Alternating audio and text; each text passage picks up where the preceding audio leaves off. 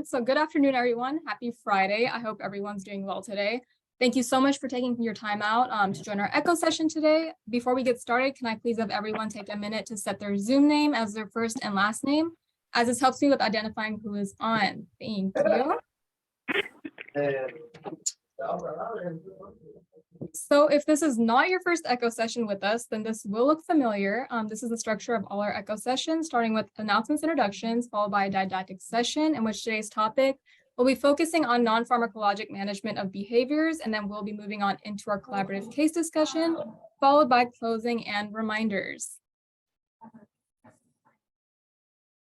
So to make sure the sessions run smoothly, please remember to mute yourself when you're not speaking to prevent background noise. And please always introduce yourself with your name and location prior to speaking. Maintain confidentiality when speaking about your clients by refraining from including any identifying information, and please respect others and their opinions. So we are CME accredited. Our main objective is to empower providers to feel capable and comfortable with the assessment and care planning for dementia and to expand access to geriatric specialty care throughout California and beyond. Today's session is accredited for 1 CME credit. Certificates will be sent out by our CME office at the end of each month and will outline the total number of hours you attended. Many other licensing boards, like the California Board of Nursing, also recognize the CME for reciprocity. So our series is a part of the HCBS Dementia Careware Award, which is supported by the California Department of Healthcare Services. One of the main goals for our grant is to create a dementia-friendly California for the population in need of equitable and excellent care.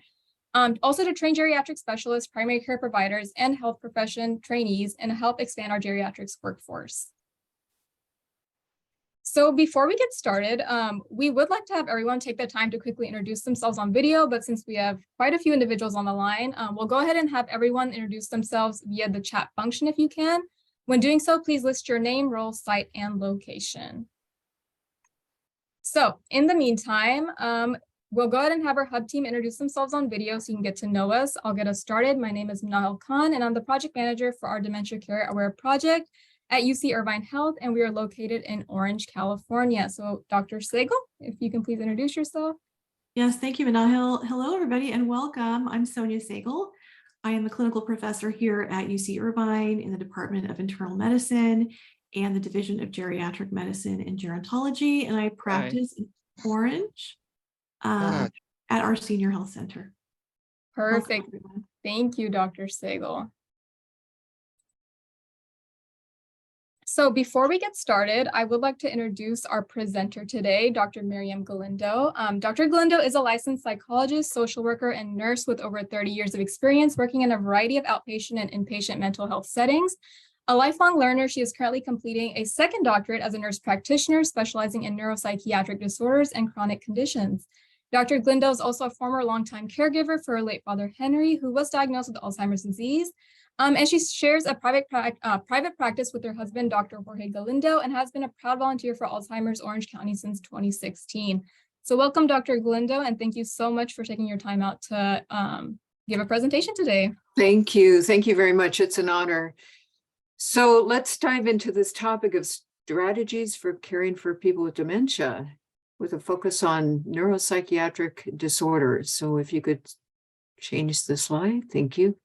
The purpose of today's presentation is to provide information to you professionals on the basic overview of dementia, starting with neuropsychiatric features leading to behavioral changes, risk factors associated with changes, considerations for pharmaceutical versus non-pharmaceutical interventions, and then I'll conclude with a case study implementing non-pharmacological solutions. So let's start by defining what was once called dementia and is now called neurocognitive disorders. A major neurocognitive disorder, according to the DSM-5, generally speaking, is a diagnosis that's an umbrella term. And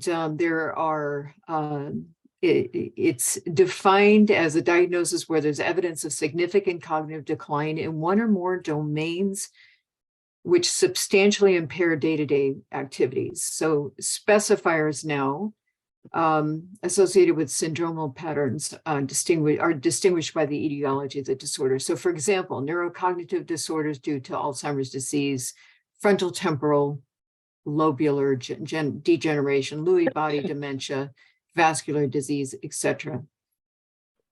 So what we're going to be focusing on, obviously, is more than neuropsychiatric conditions associated with dementia. And although we can say that some of these cognitive deficits can present in conditions such as schizophrenia, in this case, we're looking at conditions with a core feature of cognitive impairment, cognitive decline. So we move on to the next slide. Alzheimer's disease is the most common cause of a progressive degenerative disorder, accounting for 60 to 80% of neurocognitive disorders. And so that's the one we're going to talk about the most. We see it the most, we hear about it the most. And the etiology, as you know, is cell death due to a buildup of amyloid plaques and neurofibrillary tangles comprised of tau protein. So as we all know, cell death accounts for the outward behavioral manifestations that we see. Now, this is something we all know, but when I speak to caregivers, it's something that I need to impart to them because it's hard to remember. Go ahead. Among the toughest of these behavioral manifestations for caregivers in particular is neuropsychiatric features. I divide neuropsychiatric features into two subcategories. One is dementia-related psychosis, and that would be the auditory visual hallucinations and also delusions. And then the other are neuropsychiatric symptoms like agitation, aggression, increased motor activity, restlessness. Risk factors associated with neuropsychiatric disorders include atrophic changes in the brain, ventricular enlargement, changed neurotransmitter distribution like acetylcholine depletion and dopamine changes.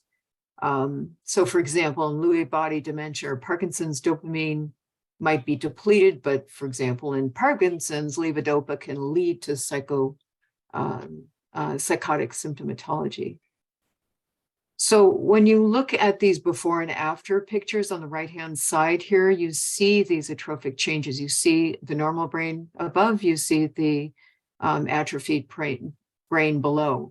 So the other risk factor is time and duration. In the later stages of dementia, you're more likely to see neuropsychiatric symptoms, although obviously you can see them throughout. But when you're seeing this level of destruction in the brain, it's more likely you're going to see these neuropsychiatric problems. Other exacerbating factors for neuropsychiatric symptomatology can be medically induced, like infections, when you see delirium. They can be substance induced, like the use of over-the-counter medications or other pharmaceuticals. They can be device induced, like, for example, if the person is needing hearing aids and they don't have their hearing aids or glasses. It can be the result of environmental overstimulation or deprivation. And we also need to consider things like psychosocial factors, like the relationship between the caregiver and person with dementia. Go ahead. So why are neuropsychiatric features important to know? Well, it goes without saying that persons with dementia who experience neuropsychiatric symptoms are distressed and they have a poorer quality of life. But it goes beyond that. Neuropsychiatric symptoms are burdensome to caregivers. They lead to an increase in hospitalizations and institutionalizations for persons with dementia. They lead to accelerated cognitive decline, and they're associated with increased mortality. And on that subject of morbidity and mortality, I want to add one more piece, and that's that there's ample research noting that dementia family caregivers are at very high risk of developing stress-related diseases directly associated with dementia caregiving, especially when it comes to caring for somebody with prominent neuropsychiatric features. So for example, in a study out of Stanford, it was found that 40%, or at least upwards of 40% of dementia caregivers died from stress-related conditions before the death of their loved one. Another study showed a correlation between caregiver depression and ED or hospital overutilization for loved ones with dementia. In other words, the neuropsychiatric symptoms in the dementia patient are correlated with caregiver depression, which then is associated with overutilization of emergency rooms and hospitals. So we're thinking not just about the dementia, the person with dementia, but we're also thinking about the family caregivers here. Okay, so we covered why dementia-related psychosis and other neuropsychiatric symptoms are problematic. Now we dive into what can we do about it. So I'm first going to discuss the pharmacological interventions, and then I'm going to talk about the non-pharmacological interventions. And then I'll spend the rest of the presentation focusing on the latter. So first, pharmacological interventions. Let's start with the bruiser. While the FDA is consistent in its support of medications approved for the use of dementias, like Aricept and Namenda for Alzheimer's, for example, there are no medications approved by the FDA to treat psychosis or any of the other neuropsychiatric conditions in dementia. None. So here's the recommended protocol on the next slide. The first line of intervention is to address any behavioral symptoms in the person with dementia, and that would be non-pharmacological. And then once those are addressed sufficiently, then we consider pharmacological use. So now there's a lot of backing for this, and this is endorsed by several entities. For example, here on this slide, we've got the Centers for Medicare and Medicaid Services, who have proposed a mission promoting an increased use of non-pharmacological interventions over pharmacological interventions. And they cite a date of December 2019, which was their goal. The next slide, please. So this mission statement that was proposed by the Centers for Medicare and Medicaid is not just motivated by Pollyannish strivings, but rather legitimate health concerns. And you can see on this slide that the FDA has issued a black box warning linking atypical antipsychotic medication in elderly persons with dementia to heart failure, to pneumonia, and even to death. Next slide, please. Additionally, APA practice guidelines suggest that the benefits of antipsychotic medications are at best very small. By contrast, these medications are associated with clinically significant adverse effects. This doesn't mean their use should be banned, by the way. Rather, it's recommended that they be used cautiously at a low dose and only for a short term. I don't have it here on this slide, but there's a recent study out of UCSD described in the Journal of Clinical Psychiatry that looked at 4 atypical antipsychotic drugs. Let me see if I remember them. Aripiprazole, olanzapine, quetiapine, and risperidone, I believe. What this team of researchers found was that there were no significant differences among the drugs, and a quarter of the subjects, there were 332 subjects, developed severe adverse events necessitating hospitalization. And this included pneumonia, TIAs, serial agitation, and increased psychosis of all things.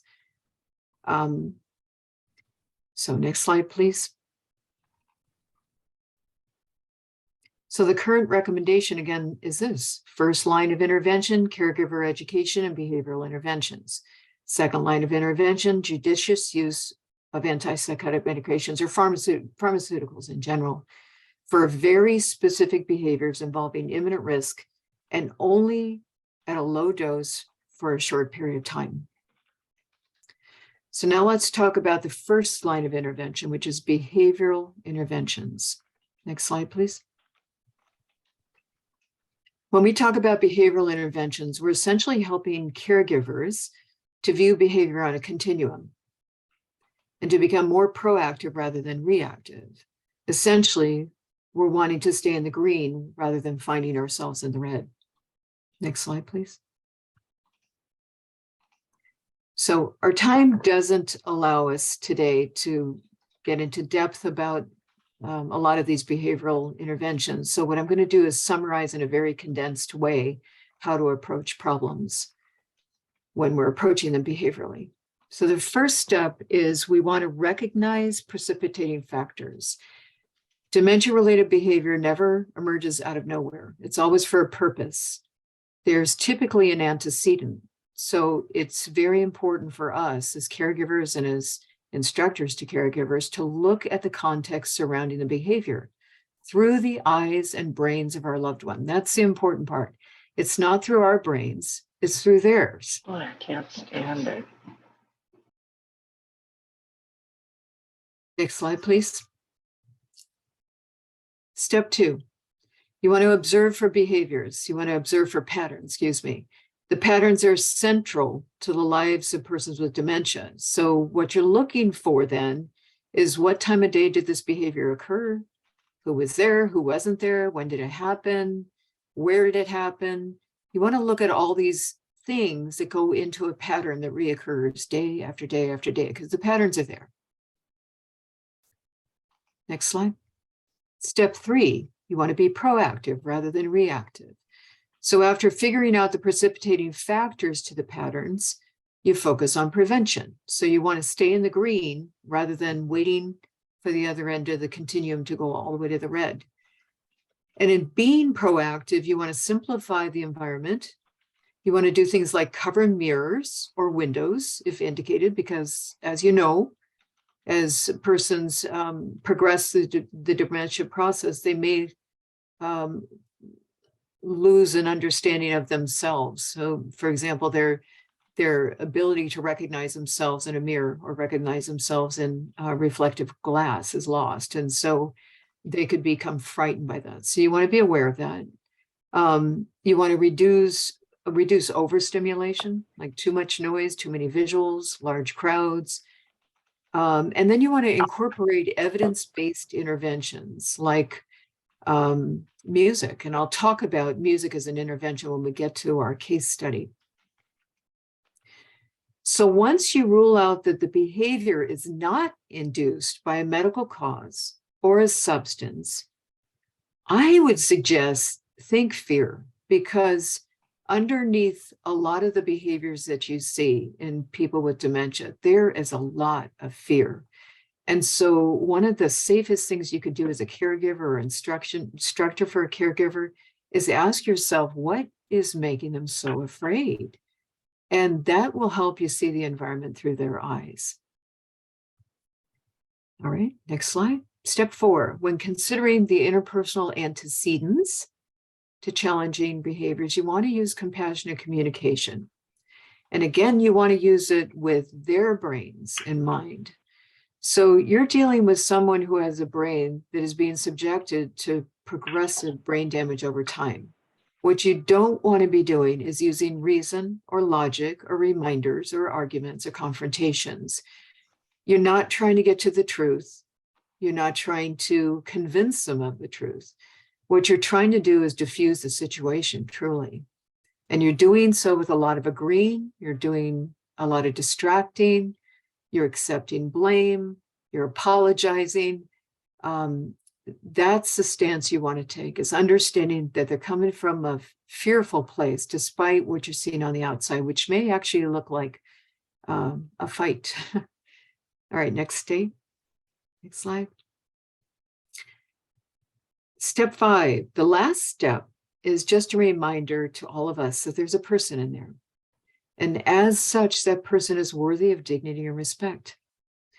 The best way to do that is to encourage independence and autonomy as much as possible, to the degree that it's safe, of course. And you're wanting to strive to replicate patterns and routines which are part of that person's former life. So that includes traditions, it includes religious activities, religious interests, replicating their morning routines, replicating the day-to-day routines, and as much as possible, bringing joy into each day for them. Next slide, please. And so we now come to our case study. I guess I'll read it. Here's the case study. Henry has mid-stage Alzheimer's disease. He's mobile and has lost his ability to express himself verbally. Henry needs assistance with toileting, shaving, dressing, bathing, and taking medications. Henry becomes physically and verbally aggressive toward anyone who tries to encourage him to take a shower. So I'm going to have a little disclaimer here. At the very beginning of this presentation, we talked about confidentiality. However, I also want something that's not just a fictional vignette. And so I want to assure you this is a true story. This is my dad. This is Henry's my dad. So when we talk about the application of interventions to this particular vignette, I want you to have a greater degree of confidence that these steps were tried and they were applied successfully. So what we're going to do, next slide, is consider all those steps that I just talked about. We're going to recognize the precipitating factors. We're going to observe for patterns. We're going to be proactive rather than reactive. We're going to be compassionate in our communication. And we're going to show dignity and respect to that person that's worthy of such. Next slide. So, you know what? Let's go back because I want to save this as a surprise. Can you go back to the last slide? Okay, so let me talk about these steps so that you have this as a visual, and then we're going to talk about the application of each of those steps. So I picked this subject for my behavioral vignette or my case study because it's actually a pretty universal phenomenon for persons with dementia, this resistance to immersing one's body in water. There's a lot of theories as to why. All I can tell you is when I'm doing caregiver instruction, I get a lot of feedback that this is a big deal. And it's a big deal for caregivers who are, trying very hard to help their loved ones. So here's the application of those steps. Before I do anything, before you do anything, you want to establish a goal from the outset. So my goal is that I want to impart more joy than not. I want to see this pattern shift. So what do I see? I see distress, I see agitation, I see physicality, I see punching, I see hair pulling, and it's all around shower time. And that's incredibly unpleasant. It's unpleasant for my loved one. It's unpleasant for me. It's unpleasant for any other caregiver that tries to take on this task. So that's the problem. And within that, I see a pattern. I see it's a negative pattern, and I see that if I approach this with force and aggression, I'm actually going to escalate the situation. I'm going to make it worse. I'm going to make it worse. And then it's going to repeat itself, and it's going to be worse and worse and worse every single time we try to repeat it. So what I want to do here is I want to flip it around. I want it to be a positive pattern, but I want it to be pleasant. I want it to be peaceful. I want it to be non-stressful for the loved one, and I want it to be non-stressful for the caregiver. So first, I want to take out whatever's feeding this fight. And so I'm going to tell you what I did and what I do with other people that I'm helping. And then I am then going to add something to reduce the anxiety, something to reduce the agitation, increase the joy. So we look at the precipitating factors. We want to look at the situation through his eyes and through his brain and through his distorted senses, because of course the brain is responsible for his sense of touch, his sense of smell, his visual sense, his auditory sense. All of those things are distorted at this point, presumably. And when I do that, I can imagine that someone with short-term memory is going to have trouble, and with receptive language problems and perceptual disturbances, is probably going to have trouble with that shower that's coming out of the wall. It's going to feel very threatening. It's going to feel abrupt. And so the best thing I can do is replace that with a handheld device. That handheld device also respects his autonomy and his sense of independence and his sense of control, which is going to alleviate some of that anxiety. The second thing I'm going to do is I'm going to look around and notice that I can replace dark mats with white mats. And the reason I want to do that is because I understand in watching his hesitancy around surface changes that his depth perception is probably affected and is probably distorted. And when I try to get him to step on that dark mat, he's going to react with fear because he's afraid he's going to fall into a dark hole. So I switch those out with a white mat. Plus, he's a baseball fan, so I can appeal to his baseball sensibilities and encourage him to slide into home base. The other thing we want to change is the communication pattern. So instead of trying to convince or talk him into it or explain everything, or even use the word SHOWER, we're going to use very short, confident directives. We're going this way. This is the way we go. Okay, right here. Step by step by step. Now, obviously, this depends on the stage, but we also have to keep in mind when somebody has a short-term memory loss, we can't expect them to remember long phrases. And if the word shower is alarming, it's counterproductive to use it at the outset. So we're gently, calmly, kindly, step by step, getting them in the direction we want them to go. So that's the precipitating factors. And now, after we want to do the proactive versus reactive. So when I establish a proactive stance, what I want to do is adopt an intervention that reverses the negative pattern, and I want to replace it with a positive pattern. And in doing so, I achieve a pattern that's more likely to replicate itself in the future with the least amount of stress for this person and for the caregiver.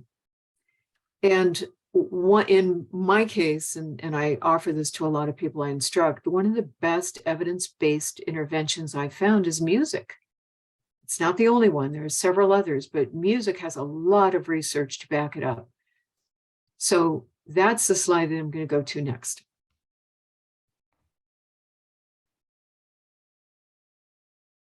So I've got two studies here that I'm going to verbally share because there's some people just using their phones. And these are the studies I relied upon with my interventions, not only with my own dad, but with people I help, as well as a number of other studies that have supported this. In this particular study, which was quite extensive, a number of residents in a variety of different facilities were given music as an intervention. And the results of this particular study showed a significant decrease in the use of antipsychotic medication, a significant decrease in the use of anti-anxiety medications, a significant decrease in behavioral problems by 50.9 to 56.5% in the facilities using personalized music. And of course, we've got the comparison group where they didn't do these things and experienced mayhem. So this is pretty outstanding because what it shows is that music is just as effective, and I would argue maybe even more effective without the side effects of something that's pharmaceutical in nature.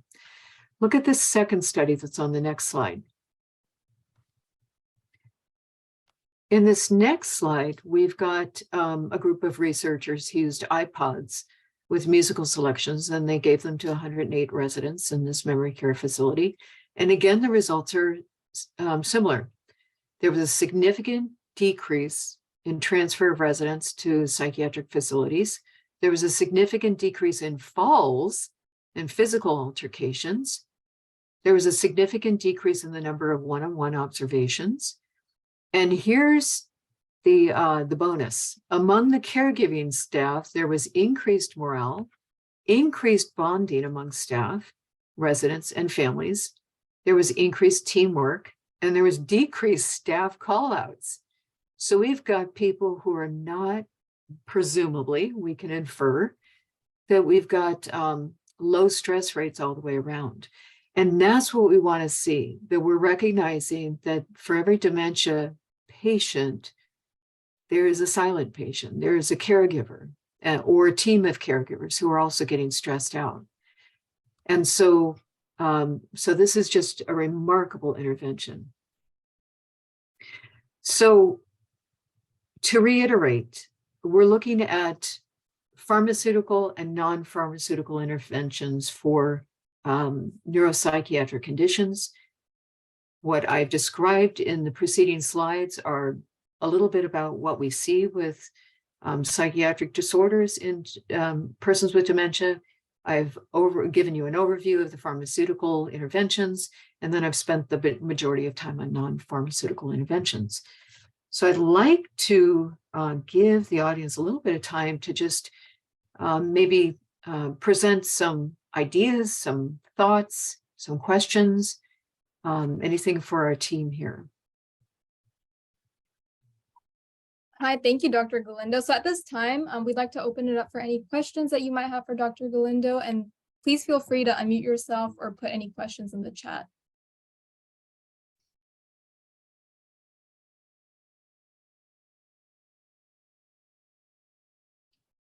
Hi, can I ask a question? Of course.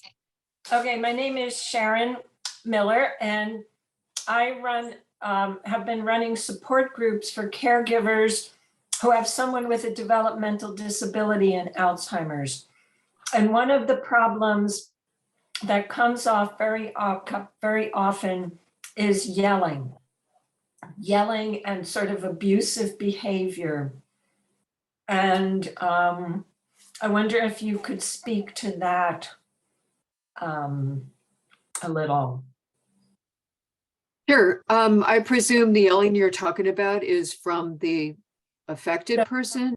Yes, Or if you're talking about, from the it could be the caregiver. Right, from the silent patient. No, I love that.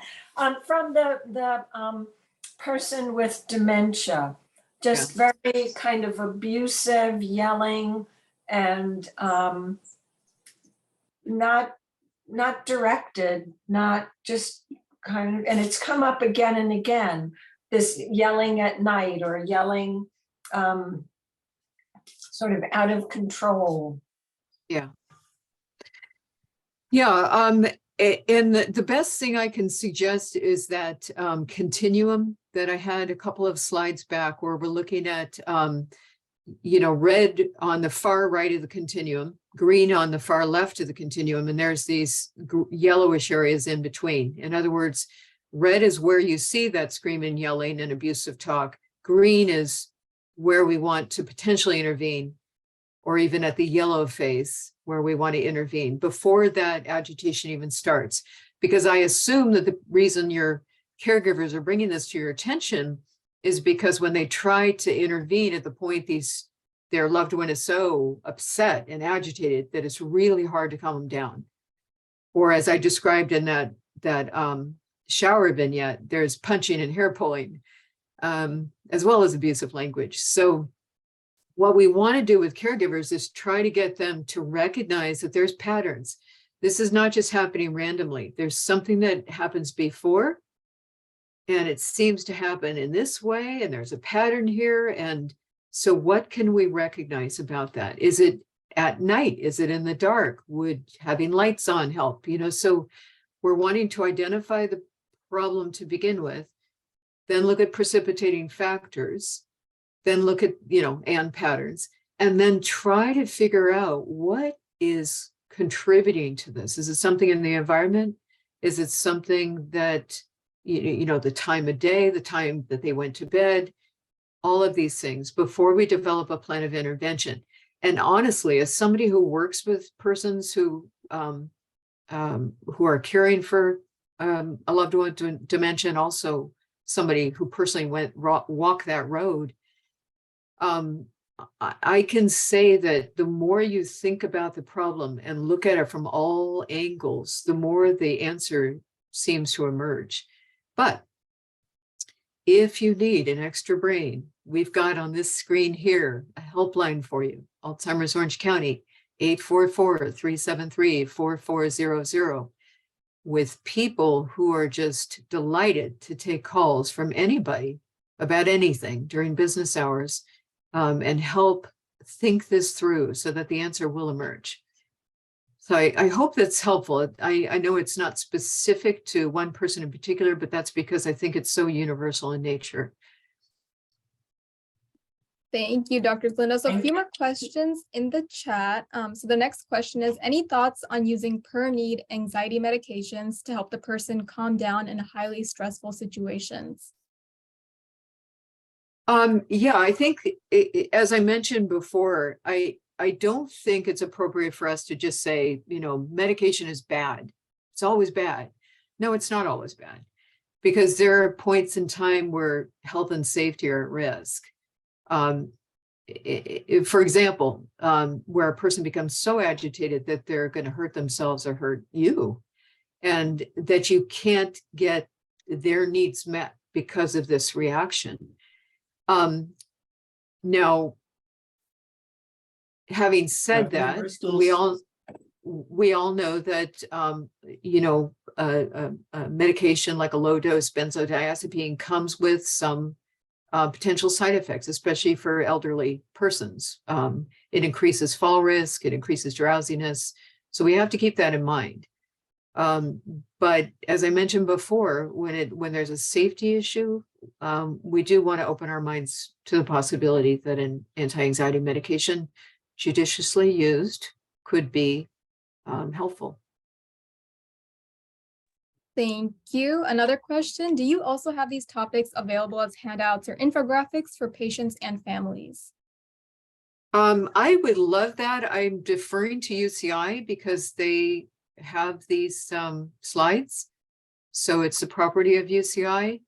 But what I can assure you of is that our agency, Alzheimer's Orange County, provides education on a regular basis. And so you're certainly welcome to go on our archived educational PowerPoints and webinars and series that are available online. And you can see our website there, www.altsoc.org. And you can just help yourself to whatever's there. You can sign up for some of our educational trainings, and we're certainly happy to give you some of our handouts. But for this one in particular, I defer to UCI. They're the boss on what they do with this one. Thank you. Another question, in addition to music, what other evidence-based interventions could we use? Let me see. Now you put me on the spot. I'm trying to think of some of the ones that that I could have presented today. Honestly, there's been a lot on music, and so that's a biggie for me. And so when I've presented to my classes or even written papers on the subject, it's so prominent in my mind because it's so effective and it's backed by so much literature. But I know that, for example, singing, which I guess is a close relative of music, dancing or clapping, the rhythm, keeping time. I know that smells are very calming. So certain smells that are pungent, like ginger and celery and carrots and cookies and vanilla, there's the smells are, they bypass those regions that are damaged in the brain and goes straight to the calming, have some calming ability. The interesting fact about music is that, brain imaging shows that that portion of the brain that's responsible for recognizing and appreciating familiar music remains intact. It's as if it's insulated from the damage that's going on around it, which is pretty miraculous. If there's this little aspect of the brain responsible for appreciating and this familiar music, and it's insulated from the damage. So for that reason, I really, it's an amazing intervention, and it works. Perfect. And then in addition to that, how do you best handle participants with exit-seeking behavior? Oh, the restlessness. Is that what you mean? Like leaving the house? I believe that's what they meant. Okay. So, I mean, I suppose it's two, I can imagine this in two different settings. So exit seeking maybe to leave a facility or leave a group or to leave a home. So in a private setting. And, again, the first thing you want to think about is a behavioral strategy. So what you're noticing is this person is restless. They're physically restless. So no amount of reason is going to work. You can't say you can't leave because their whole body is screaming, I got to go. This isn't my home. And so, some of the clever strategies are you think through their brain. You look at things through their eyes. So, for example, do you remember I told you about the for the shower, exchanging the dark mat for the light mat? Well, in the case of leaving the house, I'm going to put that dark mat right in front of the door, because if my loved one is afraid of a dark mat or stepping on a dark mat, I'm definitely going to use that to keep him from leaving.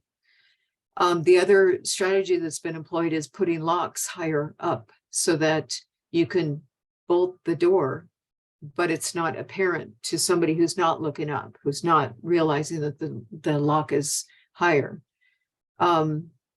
You want to think ahead, you want to think proactively. So you want to make sure that your person is outfitted with some kind of GPS monitor, because if they are restless, there's a likelihood that person will be able to get out. So you want to make sure you can retrieve them, you can find them again. You want to keep their hands and feet busy with other things. They're restless, so give them something to be restless about. So again, you're trying to think like them. You're trying to think empathically. This person's restless. Let me give them something so that they can get that energy going. And then, of course, you can also go with that. So, for example, scheduling walks so that they get some of that restlessness out in a safe way with you accompanying them on that walk. So when I was doing this, by the way, with the restlessness, is because earlier in the dementia process, you see that physical restlessness manifest in leaving the house, which is very alarming to caregivers. I experienced it too, so I know the feeling. But as the disease progresses and that person becomes more homebound or even more chair-bound or bed-bound, you still see that restlessness. It's in their hands. And so they're picking and picking and picking. And if you don't put something in their hands, they can pick their skin, they can pick their bodies, scratch their bodies. And so you see, things like busy blankets or little babies or little stuffed animals, so that their hands are, busy. They have something to do with that restlessness. So hopefully that helps. I know, again, I'm not speaking to your particular case because it is pretty universal. And if you have something specific that you want to talk about, I do encourage you to and welcome you to use the helpline. Perfect. Thank you. And then one more question. Many times families come in with concerns regarding behavior problems and they have not paid attention to triggers. They come in asking for medications. How would you proceed in these situations? I debated whether to actually put that in my slide presentation because as a medical professional who I'm intuitively thinking that's who you are, that's when we come to you, when we're stressed out. So you're not going to hear much from us until we get to that point. We might be a little concerned about memory loss, but then we go off and we can manage. It's when we see these neuropsychiatric conditions that we panic and we say, I don't think I can handle this anymore. And then we come to you. So it's at that moment, it feels like the city is on fire. From a caregiver's perspective, it seems like the city is on fire. And when a provider says, now look, have you already tried this? It can feel like you're patronizing me. Like, of course I've tried everything. But so my encouragement would be to get a person initially involved in something that's supportive in nature and educational in nature. For example, Alzheimer's Orange County, where there are groups that are devoted to education and support.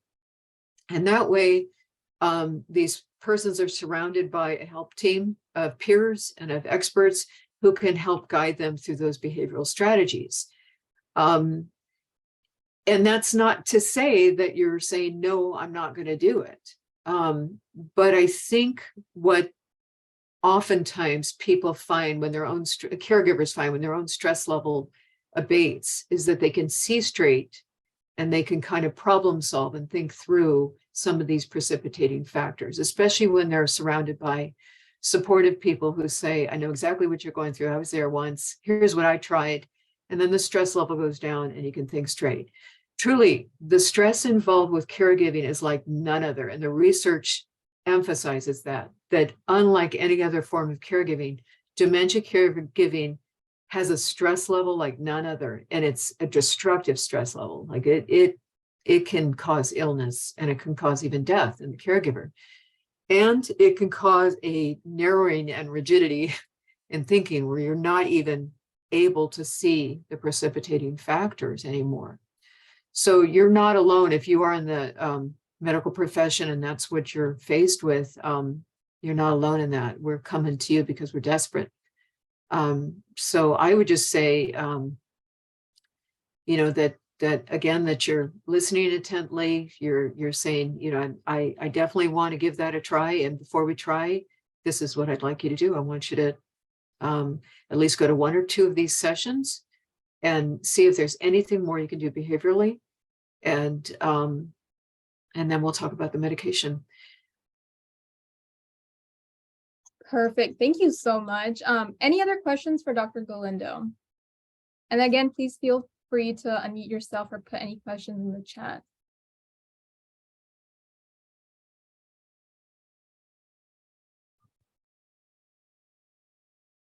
Okay, I believe that's it, Dr. Galindo. Thank you so much for your wonderful presentation.